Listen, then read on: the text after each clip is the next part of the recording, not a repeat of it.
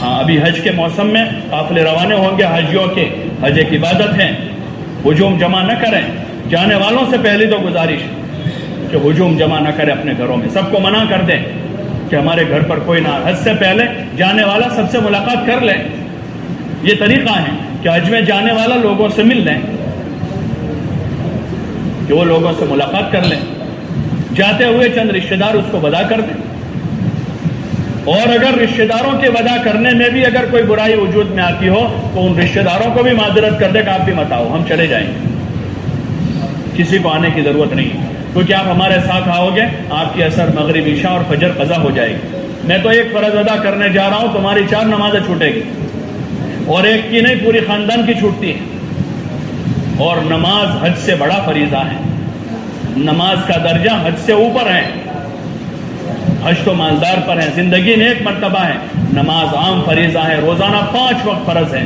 ایک حاجی کو چھوڑنے کے لیے 50 آدمی جا رہے ہیں، اور 50 آدمیوں کی ظہر عصر مغرب عشاء قضا ہو رہی ہے۔ کتنی بڑی لعنت لے کر آ رہے ہو، یہ کوئی عقل مندی ہے؟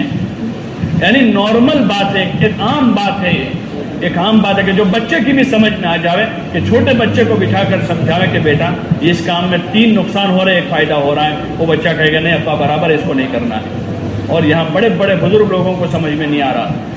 وہ کہتے ہیں 2-4 آدمیوں کو تو لے جانا پڑے، اصل میں کیا کرے، وہ میری بہن کی بہنیں مانتی نہیں ہیں، وہ میری بیوی کی ماں مانتی نہیں ہے۔ چھوٹے بچے کو جو بات سمجھ میں آ جاوے وہ ایک بڑے بزرگ کو سمجھ میں نہیں آ رہی۔ یہ سارے بہانے ہیں اسی کے ہیں کہ اللہ کی عظمت دل میں نہیں ہے، اللہ کے حکم کی عظمت دل میں نہیں ہے، اور اللہ کی پکڑ کا ڈر دل میں نہیں ہے۔ اس لیے گزارش ہے ٹولے جمع نہ کریں، ملاقات کر لیں، کسی سے نہ قطع تعلق ہے ضرور مل لیں، سفر پر جا رہے ہیں اور پھر حج کا سفر ہے، ملاقات کر لیں، فضولیات نہ کریں، دعوتوں کے نام پر کوئی نئی فیشن چالو نہ کریں۔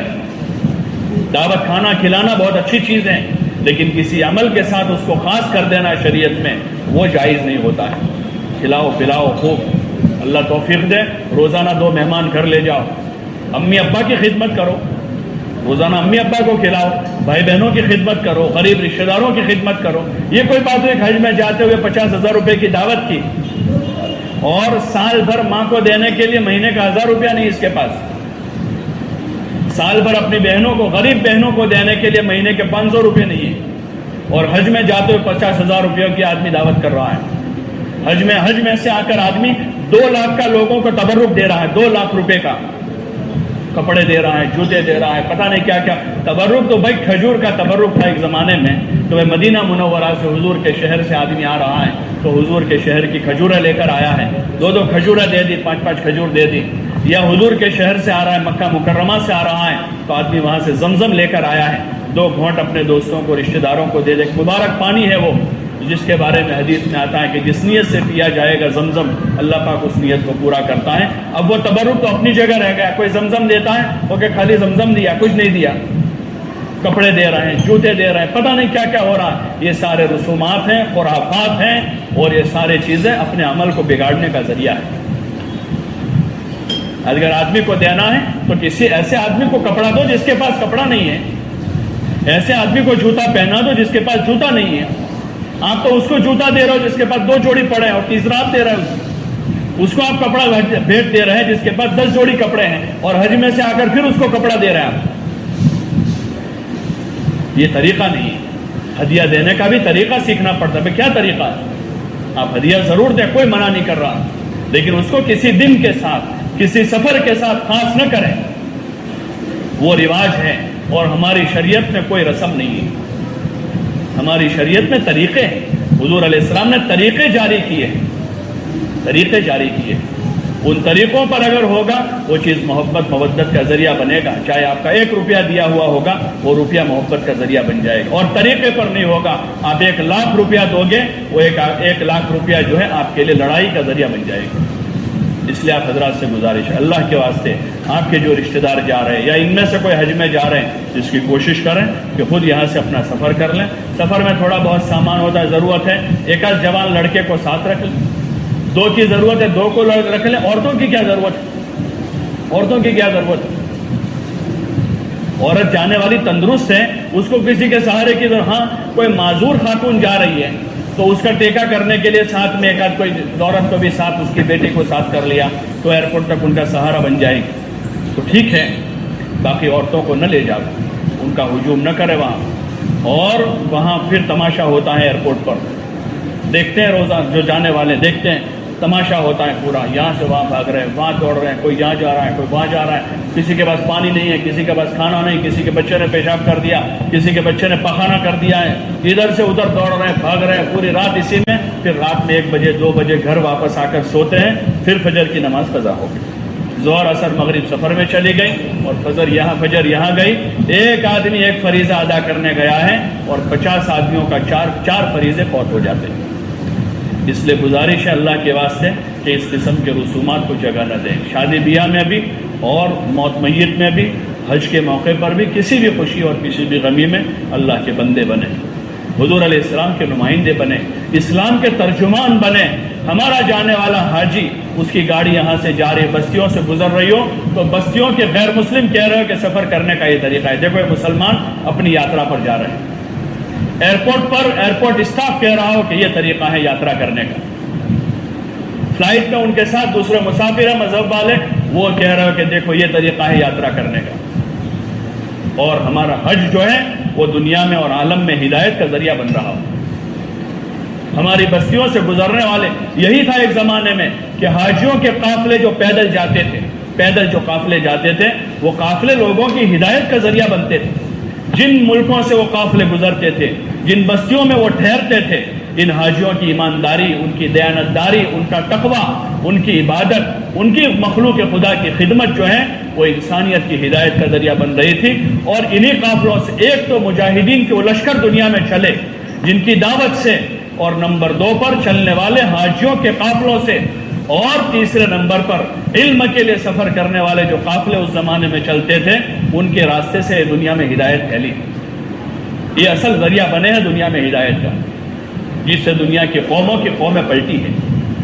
اور ان کو اسلام نصیب ہوا ہے۔ آج ہمارا وہ حج جہالت کا ذریعہ بن جاوے، اور ہمارا یہ حج لوگوں کے لیے تانا دینے کا ذریعہ بن جاوے۔ اس لیے آپ حضرات سے گزارش ہے کہ اللہ کے واسطے اپنے حاجیوں کو سمجھاویں، رشتہ داروں کو سمجھاویں، یہ کوئی گھومنے پھرنے کا موقع نہیں۔ چلو بچوں نے ایئرپورٹ نہیں دیکھا تو بچے ایئرپورٹ دکھانے کے لیے حج کر رہے تھے، گھر والوں نے کبھی فلائٹ نہیں دیکھا تو ان کو فلائٹ دکھانا ہے۔ فلائٹ کوئی دیکھنے کی چیز ہے، وہ تو ضرورت کی چیز ہے، جس دن ضرورت پڑے گی وہ بیٹھ جائیں گے۔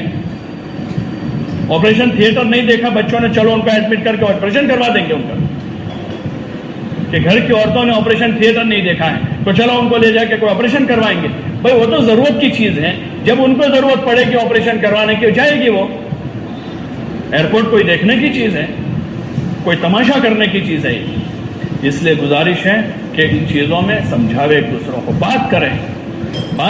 کرنا ہی چھوڑ دیا ہے۔ قوم کے ذمہ داروں نے، گھر کے ذمہ داروں نے، نانا دادا نے، بھائی نے، پھوپھا نے، جو ایک زمانے میں روکنے والوں میں ہوتے تھے کہ بڑا بھائی روکتا تھا، دادا جو تھا وہ روکنے والا ہوتا تھا، چچا روکنے والا ہوتا تھا، نانا روکتا تھا، پھوپھا روکتا تھا کسی گناہ پر، لیکن اب ان ذمہ داروں نے روکنا چھوڑ دیا جو فریضہ ہیں۔ اسی لیے حدیثوں میں ہے نا، جب کسی گنہگاروں کے گناہوں کی وجہ سے عذاب آئے گا، عائشہ رضی اللہ عنہ نے حضور سے پوچھا کہ نیک اور دیندار لوگوں بھی اس سے متاثر ہوں گے؟ تو حضور علیہ السلام نے فرمایا ہاں، وہ بھی متاثر ہوں گے، ان کے نہ روکنے کی وجہ سے۔ بنی اسرائیل پر جو لعنت ہوئی، جس کا تذکرہ اللہ پاک نے کلام پاک میں کیا ہے، لعن الذین کفروا من بنی اسرائیل علی لسان داؤد و عیسی ابن مریم، تو اس میں آگے کا کانوا لا یتناہون عن منکر فعلوہ لبئس ما کانوا یفعلون، نہیں روکتے تھے وہ ایک دوسروں کو، اور اگر روکتے تھے تو معمولی سرسری طور پر کہ بھائی آؤ نہ کرو نا بھائی، پھر چلے گئے،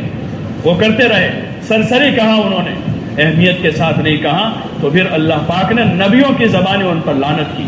اور ان لوگوں پر بھی لعنت ہوئی جو نیک لوگ تھے، لیکن انہوں نے گناہ کرنے والوں کو نہیں روکا تھا۔ اس لیے آپ حضرات سے گزارش ہے، درخواست ہے کہ روکیں، ان کو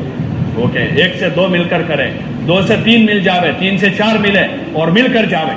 5 آدمی مل کر سمجھاوے، 5 سے نہیں 10 مل کر ان کو 10 لڑائی کرنے کے لیے نہ جاوے، جھگڑا کرنے کے لیے نہ جاوے، سمجھانے کے لیے جاوے، ہاتھ جوڑیں، پیر پر جاوے، ان کی خوشامد کر لے اللہ کے واسطے کہ بھائی اللہ کے لیے رک جاؤ، یہ مناسب نہیں ہے، گناہ کی چیز ہے، یہ اللہ کو ناراض کرنے والی چیز ہے، ایسی چیزوں سے اللہ راضی نہیں ہوتا، اللہ ناراض ہو جاتا ہے۔ اس لیے حج کے موقع پر بھی اس کا خیال کریں، خوشی غمی میں بھی، شادی بیاہ میں بھی، موت میت میں بھی، اور دیگر جتنے سارے امور ہیں سب جانتے ہیں، ان برائیوں کا ممبر سے تذکرہ کرنے کی ضرورت نہیں ہے، سب جانتے ہیں کن کن لائن کی کیا برائیاں وجود میں آ رہی ہے۔ دو پانچ آدمی 10 آدمی اس کے ذمہ دار نہیں ہیں، صرف علماء اس کے ذمہ دار نہیں ہیں، یا صرف تبلیغی کام کرنے والے اس کے ذمہ دار نہیں ہیں، یا چند قوم کے ذمہ دار حضرات اس کے ذمہ دار نہیں ہیں، سب اس کے ذمہ دار ہیں۔ اس لیے آپ حضرات سے گزارش ہے، اس کی کوشش کریں اپنے اپنے ماحول میں، اپنے گھر میں، اپنے محلے میں، اپنی بستی میں، جس کو اللہ نے جس سطح کی وجاہت دی ہے وہ اپنی وجاہت کا استعمال کریں، جس کو جس سطح کی اللہ نے طاقت و قوت دی ہے اپنی اس طاقت قوت کا استعمال کریں، اور کوشش کریں کہ اللہ کی زمین پر نیکیاں وجود میں آوے اور برائیوں کو کوئی جگہ نہ ملے۔ اللہ پاک ہم سب کو